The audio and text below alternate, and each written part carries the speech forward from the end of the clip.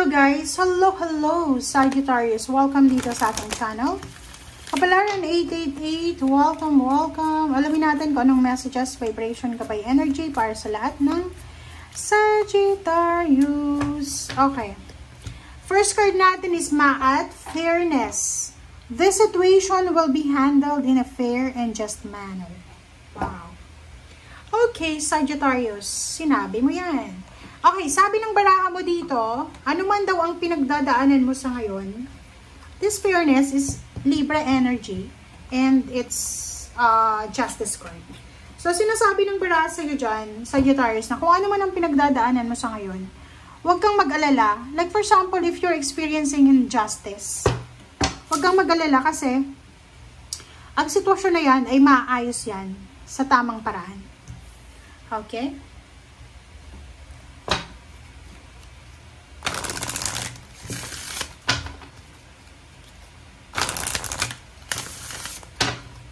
Sagittarius.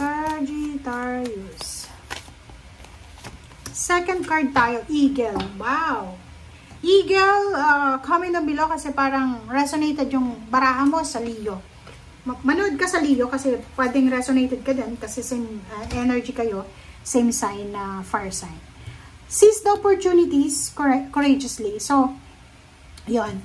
If mayroong sa mga Sagittarius dito na planning to change career, move to different countries, move to different companies or different jobs, sinasabi ng baraha na wag ka nang magpatumpik-tumpik pa. Go! 'Di ba? Be courageous, be motivated. Run! Gawin mo na as soon as possible kasi sinasabi nga ng baraha sa'yo dito na hindi ka dapat natatakot. Hindi ka dapat natatakot. Lahat ng imbalance sa buhay mo ay magiging balanse.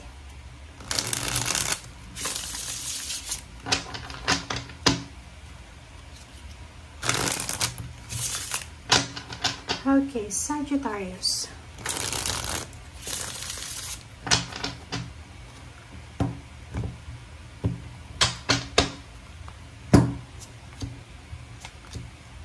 Okay. Dito tayo sa third week of June. Third week of June.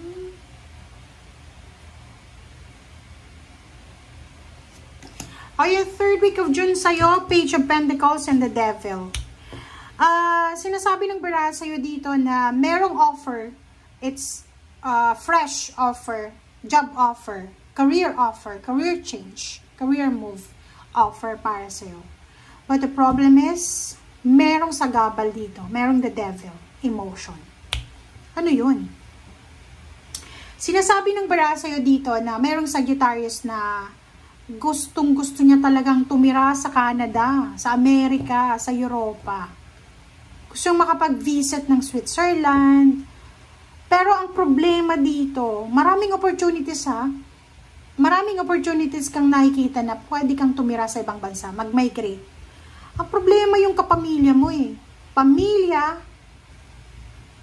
sila yung parang like for example, if you are married to, ano ba yung asawa mo na sobrang sobra siyang family-oriented. Like, girlfriend, boyfriend, live-in partner pa lang ba kayo? Kasi, gusto mong matupad yung pangarap mo, pero yung pangarap mo na yan, hindi mo siya matutupad just because of commitment or relationship na meron ka. Kasi parang, yung karelasyon mo sinasabi na, hindi, dapat, tayo, happy family, complete family tayo Kung mangingibang bansa ka, paano kami? 'Di ba? Marami kang mamimiss na birthdays, Christmas, New Year's, anniversaries. Parang ganon. So, parang gini-guilt trip ka. So, 9 of Wands, nakikita ko sir dito, tapos 2 of Swords, na hindi ka makapag-desisyon. Maybe for the last 2 weeks ng June, maguguluhan ka Parang gusto mong, hindi mo alam kung anong gagawin mo kasi nakapag-desisyon ka na sana Diba na parang, ay, gusto kong mag-apply sa ibang bansa. Ay, gusto kong lumipat ng probinsya. ay gusto kong lumipat ng ibang company. But, atong idea na to, etong mindset na to, all belief na to ng karelasyon mo, ng magulang mo, na, uy, hindi ka pwedeng pumunta ng ibang bansa, Sagittarius, kasi, dapat intact tayo eh. Diba? Parang ganon. Sa New Year, dapat yung picture natin, complete family, parang ganon. Or maybe, silosa yung karelasyon. So, nakikita ko sir dito, mapapagod ka sa kakaisip, mapapagod ka, ano yung gagawin ko eh? Kasi, opportunity na to eh. Diba? Opportunity na siya eh. So, yung King of Cups, sinasabi ng barahan na kalmain mo yung sarili mo. So, parang, yung financial success mo, Sagittarius, ay kumbaga, masasacrifice siya just because of emotional. Because of your commitment. Like, maybe parents mo siya, maybe mother mo yan, na nagsasabi sa'yo na hindi ka pwedeng mangibang bansa kasi hindi ko kaya na hindi ka makita sa 1 taon, 2 taon, ganito. Parang ganon. So, nakikita ko sa'yo dito na kumalma ka. Kalmain mo yung sarili mo, pag-isipan mo ng mabuti, and yun na nga, basta sinasabi sir dito na yung situation na nangyayari sa buhay mo sa ngayon, baka sinasabi mo, unfair naman, kasi may opportunity pero hindi ako pwede. Hindi yun, kasi sinasabi na huwag kang mag-alala kasi yung situation mo will be handled in a fair and just manner. So, magiging balance ang lahat ng imbalance. Siguro sa ngayon, imbalance siya. Siguro sa ngayon, hindi aligned, but in the long run, end of the tunnel, end of the day, pwedeng maayos din siya. Okay. Last week of June to. Tingnan natin.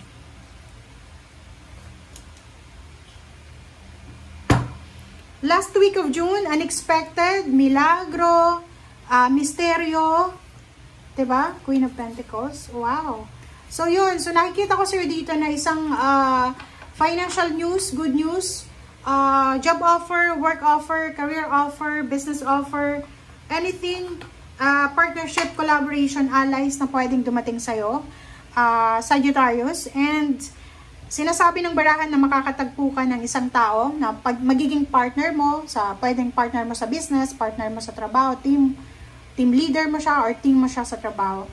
And nakikita ko sir dito na yung taong to na parang makikilala mo ay matutulungan ka niya para makarecover ka sa mga traumas mo sa buhay. Like, 'di ba? Parang mayroon dito ang Sagittarius na hirap siyang magtiwala sa mga tao, lalo na sa loob ng trabaho kasi alam niya na may mga pagkakataon na may backstabbing, may mga inggitan sa trabaho. But ngayon, makakatagpo ka ng katrabaho or pwedeng ka-team na susuportahan ka and tutulungan ka para mag-heal or matapos maayos na yung traumatic experiences mo or situation. Ace of Pentacles, yun na nga Sinasabi sir dito, Sagittarius, na kung gusto mo daw na kumita ng malaking halagang pera or kumita talaga ng malaki, isa sa mga pwede mong magawa is mag-apply ka ng trabaho sa ibang bansa. Kasi maraming opportunities bukas diba? Kung makikita mo dito, sinasabi na kahit saang bansa, malawak yung bansa natin, so, or ang mundo, diba? Ang universe. Kahit saang lupalop ng bansa ka mag-apply, may mga trabaho na pwede sa'yo. So, isa yun sa pwedeng mapagkukunan mo ng King of Pentacles, yung maging financially stable ka talaga, is simulan mo na ngayon mismo. Diba? Kung gusto mong maging financially stable, subukan mo lang. Diba? Yun nga yung sabi dito, may mga hindrances, may mga sagabal. Pero yung iba naman, hindi naman lahat ng Sagittarius may sagabal, diba? So, kung wala ka namang sagabal sa pag-abroad mo, pag-migrate mo, i-grab mo na yung opportunity kasi yun ang sabi sa'yo ng baraha na possible na makatagpo ka ng isang tao na matutulungan ka na mag-process ng documents, ng visa, ng passport, ng mga government papers para makapangibang bansa ka. Kasi itong impress na to, sinasabi ng baraha na napakalawak talaga ng mundo. Pwedeng kahit saan tayong bansa, pwede tayong mag-apply ng trabaho as long as na legal yung pagpasok mo. And yung impress na to, sinasabi na ino-offeran ka, opportunity nga to diba? Seize the opportunity courageously. So, kung ano man na i-offer sa'yo ng universe, ibig sabihin, deserve mo yan. Nakatadhana yan para sa'yo.